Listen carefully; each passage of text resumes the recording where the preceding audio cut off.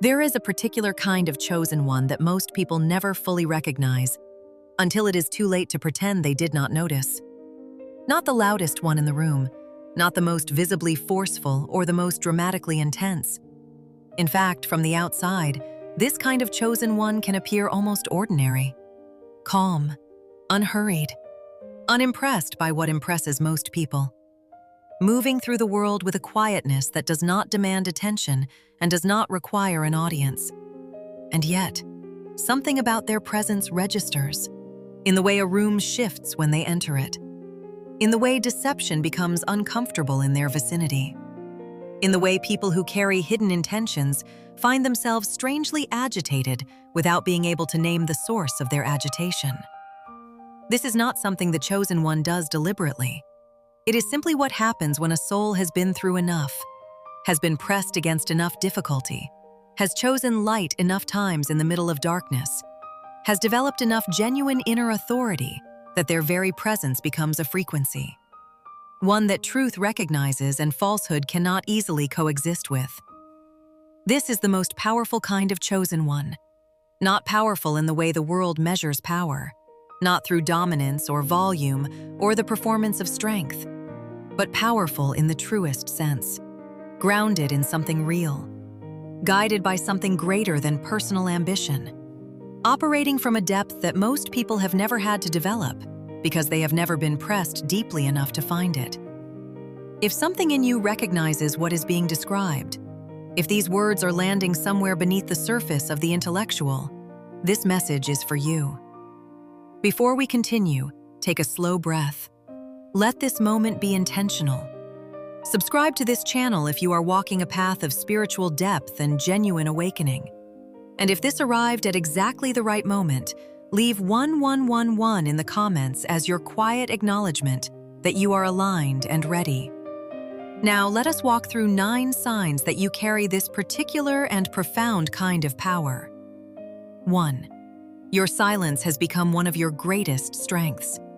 There was a time when silence felt like losing, when being misunderstood without correcting the misunderstanding felt intolerable, when staying quiet in the face of accusation or misrepresentation felt like surrender, when the urgency to explain, to defend, to ensure that people understood your heart correctly was strong enough to pull you into conversations that cost you far more than they ever produced. That time has passed. Not because you stopped caring about truth, but because you developed a deeper understanding of how truth actually moves. And it rarely moves through the kind of urgent, defensive explaining that wounded pride tends to produce. It moves through consistency, through the accumulation of how you live and who you demonstrably are across time, through the kind of stillness that, in its very refusal to be provoked, communicates something that argument never could. Your silence now does something that your words, however well chosen, cannot always accomplish. It creates space. It reflects. It allows the energy of a situation to reveal itself without your interference. People who carry guilt feel it in your silence. People who carry hidden agendas find them increasingly difficult to maintain in your stillness. The very atmosphere shifts when you choose restraint, and those present feel that shift without necessarily understanding its source. This is not passivity. It is one of the most active and disciplined choices a chosen one makes. The choice to hold their peace rather than perform their pain. To trust that what is real will eventually make itself known, without requiring them to exhaust themselves trying to force the revelation. Your silence carries weight, and those who have encountered it understand exactly what is meant by that. 2. You have developed a genuine emotional groundedness. The path to where you now stand emotionally was not comfortable. It required moving through the full weight of what it felt like to care deeply about things that ultimately could not be controlled, about who stayed and who left, about who recognized your value and who did not, about outcomes you had invested in that did not arrive the way you hoped. It required sitting with those feelings rather than escaping them, actually processing what they had to teach rather than simply surviving them. And on the other side of that processing is something that looks, from the outside, like detachment. but is actually something more nuanced and more hard-won than that word suggests. It is groundedness. It is the quality of being genuinely rooted in something stable enough that the turbulence of external circumstances, however significant, does not sweep you away from your own center. It is the ability to feel fully without being defined by what you feel, to be moved without being destabilized, to care deeply while remaining fundamentally whole. This quality confuses people who are accustomed to relating to you through your reactions, who relied, consciously or not, on the ability to produce a predictable emotional response in you as a way of maintaining influence. When that lever no longer works, when your peace proves more durable than their attempts to disturb it, the dynamic they were depending on dissolves. You are not cold, you are clear. And clarity, rooted in genuine inner work rather than performance, is among the most disorienting things an unstable person can encounter in someone they expected to be able to move. 3. You have released the need to pursue what justice will handle on its own. There is a version of strength that looks like retaliation, that insists on evening the score personally, on ensuring that those who caused harm feel the specific weight of that harm returned to them in a form they will recognize.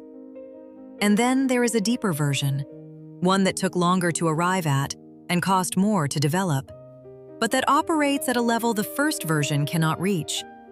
You have arrived at an understanding that pursuing personal revenge is a form of continued engagement with what hurt you, that it keeps you tethered to the person or situation you are trying to move beyond, that the energy required to engineer another person's consequence is energy not available for your own healing, your own growth, your own rising into what comes next. So you released it, not in pretense, not performing forgiveness while privately maintaining the wound, but in genuine surrender, trusting that the nature of things, the spiritual order that governs cause and consequence, will respond to what was done with a precision and an inevitability that your personal involvement could never match. And you have seen this trust vindicated enough times to no longer question it. You have watched situations resolve in ways you could not have engineered. You have seen what was sent toward you return to its origin in forms that required nothing from you. You have experienced the deep and particular freedom of a life that is not organized around scorekeeping or the exhausting work of ensuring that justice arrives on your preferred timeline. Your peace, maintained in the aftermath of genuine harm, is not weakness. It is the evidence of a soul that has found something more worth protecting than the satisfaction of retaliation. And that, to those still caught in cycles of conflict, is among the most unsettling things they can witness. 4. You carry an authority that was forged rather than assumed. There is a quality in a chosen one who has genuinely moved through difficulty that cannot be manufactured or performed. It lives in the steadiness of their gaze, in the unhurried quality of how they speak and move, in the sense, felt before it is understood, that this is a person who has been somewhere, who has faced something real and not been broken by it, who knows from lived experience rather than theory what they are capable of carrying. This authority does not announce itself. It does not need to. It is simply present in every room the chosen one enters, in every interaction they participate in the particular quality of calm they maintain, even in circumstances that would produce visible agitation in most people.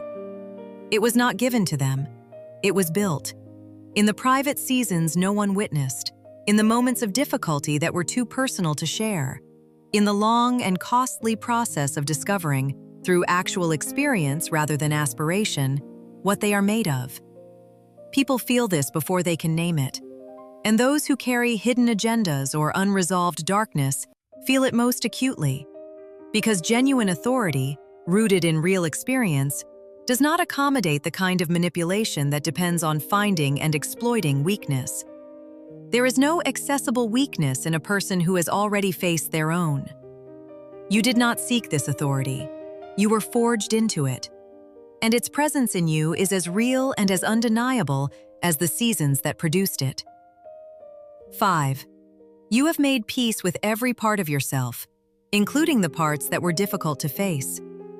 This is perhaps the most profound and the most quietly radical of all the signs. Most people spend considerable energy managing their own shadow, the parts of themselves that do not fit the image they have constructed, that carry the evidence of seasons they would rather not acknowledge, that contain the wounds and the fears and the contradictions that feel too vulnerable to allow anyone else to see. A chosen one, moving through a genuine process of spiritual development, eventually arrives at a different relationship with these parts. Not a relationship of pride or performance, not the performance of having transcended difficulty, but a genuine, honest, and compassionate recognition of the full complexity of who they are, including what was broken, what was wounded, what was afraid, what was less than their best in seasons when they were operating from the deepest pain they had ever known.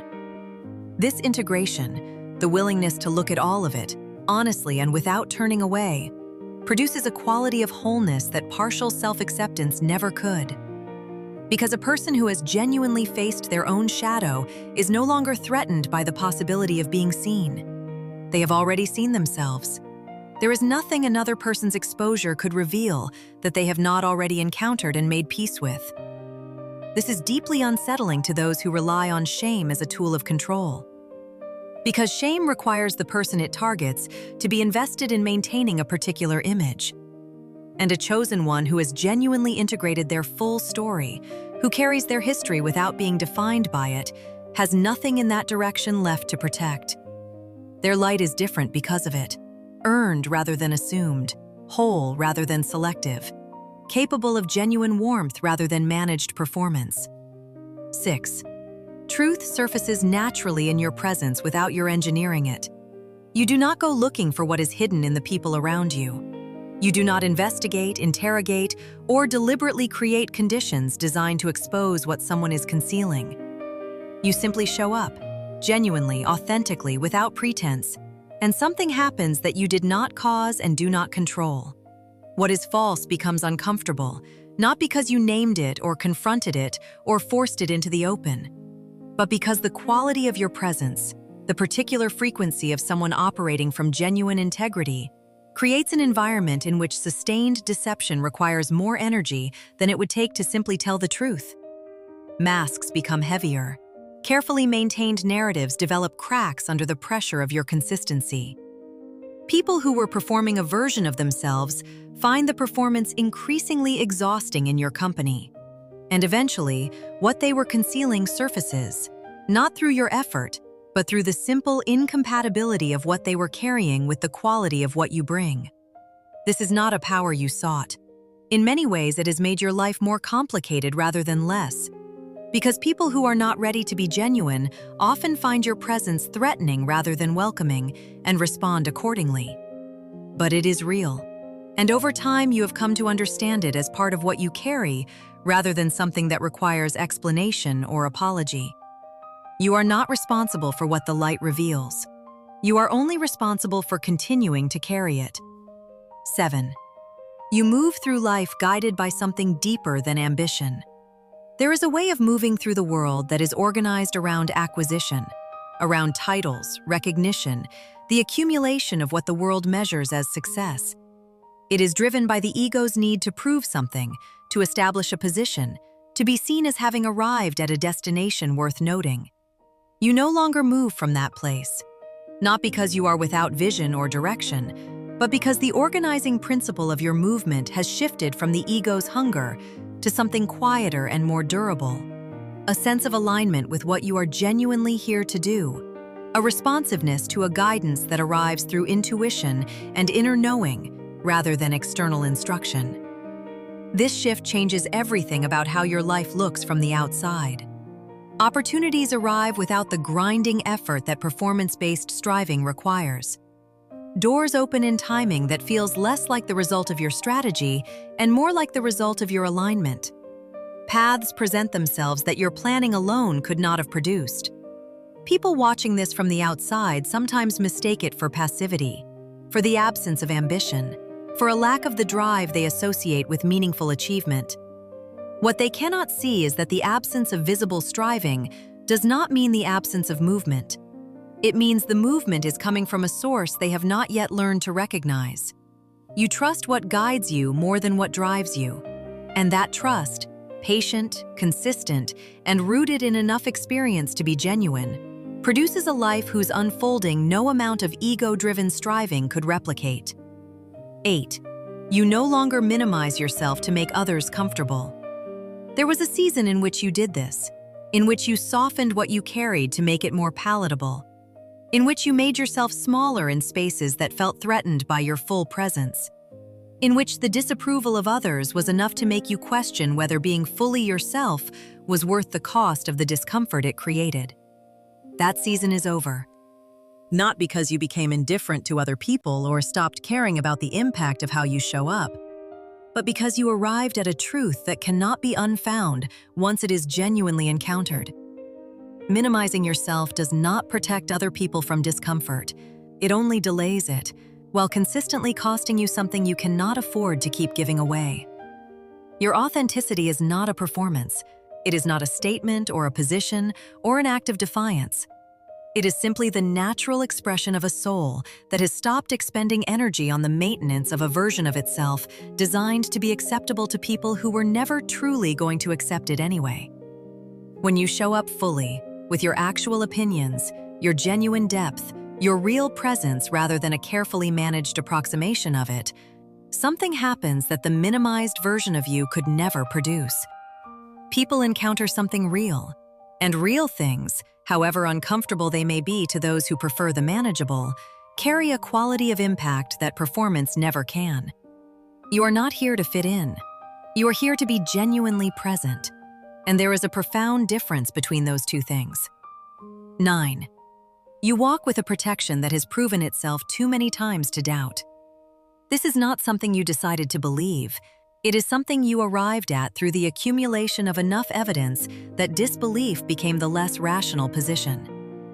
You have been in situations that should have ended badly, and they did not. You have faced opposition that, by every visible measure, had the capacity to produce lasting damage, and the damage did not last. You have moved through seasons of genuine vulnerability in which what was directed at you somehow did not land the way it was intended. Again and again, in ways that you could not have engineered and that no human strategy fully accounts for. Something accompanies you. Something that does not require your performance or your perfection to remain present. Something that has been active in your lowest seasons with the same consistency it demonstrates in your highest, perhaps more so, because the lowest seasons were the ones in which your own resources were most depleted and the accompaniment most necessary. Call it what resonates with you. What matters is not the name but the reality. The lived, undeniable, accumulated reality of a life that has been accompanied through more than it should have been able to survive, and has not only survived, but continued to grow. This is what makes your peace genuinely unshakable rather than performed. Not the absence of difficulty or the pretense that nothing touches you, but the deep and experience-rooted knowing that what accompanies you has already proven, through every season that tested it, that it does not abandon you when the pressure is highest. That knowing is the foundation beneath everything else this message has described. And it is what makes this kind of chosen one, grounded, discerning, quietly guided, genuinely whole, the most enduring kind of all. If you recognized yourself in these words, if something stirred beneath the surface of the intellectual as you listened, hold that recognition. You are not ordinary. You were never ordinary. The depth you carry, the authority you have been forged into, the wholeness you are moving toward, all of it is real, all of it is yours, and none of it requires anyone else's acknowledgement to be true. Stay grounded, stay guided, keep becoming the fullest version of what you were made to be. This is the Messages of the Awakening channel. If this stirred something in you, share it with someone walking a similar path. Subscribe for more spiritual awakening content, and leave 1111 in the comments if this found you exactly when your soul needed it. Thank you for being here.